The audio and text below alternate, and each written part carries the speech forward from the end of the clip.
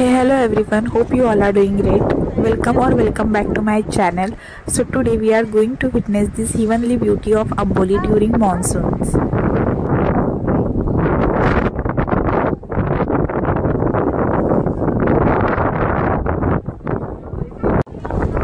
We started our journey with Mahadevgad.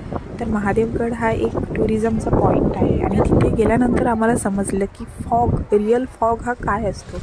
10:15 वाजता आम्ही तिथे सकाळी पोहोचलो होतो, पण तरीही धुकं हे अतिशय दाट होतं. घनदाट धुक्यामध्ये पूर्ण हिरवळ, अगदी सुंदर आणि आल्हाददायक असे क्षण होते ते. आणि तिथे सुरुवातीला ही ब्रह्मा विष्णू महेशांच्या एक सुंदर स्टॅच्यू, त्यानंतर त्रिशूळ, डमरू, हे अगदी महादेव पॉईंट या नावाला साजेसं वातावरण तयार होत होतं.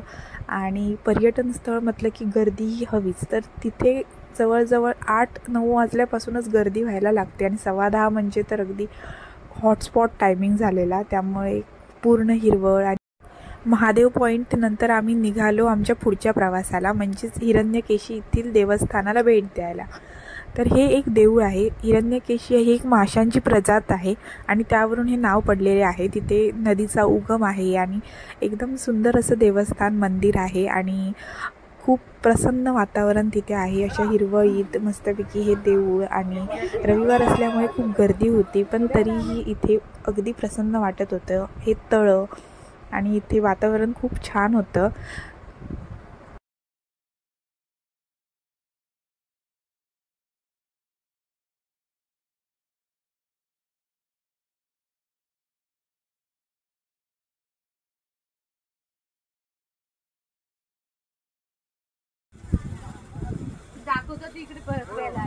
मंदिराच्या बाजूच्याच परिसरामध्ये अनेक कणसाची, भुट्ट्याची दुकानं होती आणि तिथल्याच एका दुकानात गरमागरम भुट्ट्याचा आस्वाद घेतला. त्यानंतर आम्ही निघालो नांगर तस्करी. सॉरी मी जर चुकीचं प्रोनाऊन्स करत असेल तर, पण ह्या धबधब्याच्या इथे हा खूप खोल धबधबा आहे आणि मी अगदी डोळे मिटून हा व्हिडिओ शूट केला होता. इतका हा खोल धबधबा आहे. आकर्षणाचं हे खूप छान ठिकाण आहे. तिथे एक नांगर तस्करी नावाचं मंदिरसुद्धा आहे. आणि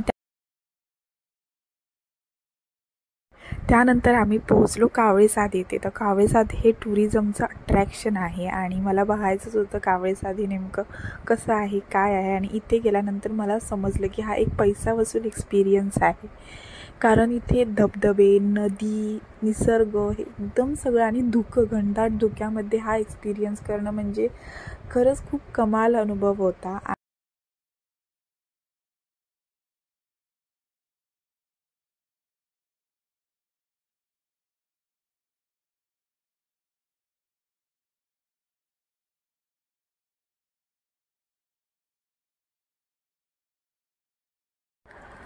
आम्ही इथे पोहोचलो त्यावेळी इथे खूप गर्दी होती. जसं मी म्हणाले रविवार होता, त्यामुळे सगळीकडेच खूप गर्दी होती. तरीही आम्ही हे क्षण आमच्या नजरेत आणि कॅमेऱ्यामध्ये टिपून घेतले. इथे 5 मिनटामध्ये धुकं आणि 5 मिनटामध्ये सगळं क्लीन अगदी त्या होत होतं. अगदी जादुई अनुभव होता. तुम्हीही सगळ्यांनी नक्की इथे या आणि हा अनुभव घ्या.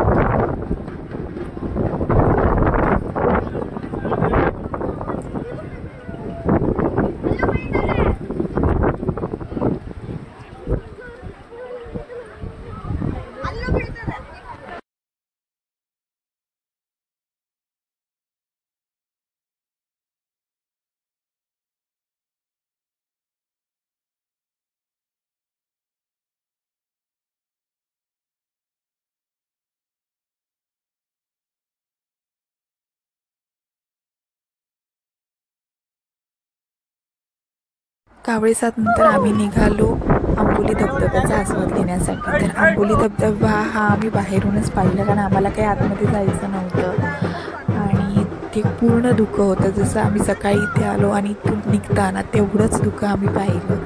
तर तुम्हाला आंबोली कशी वाटली?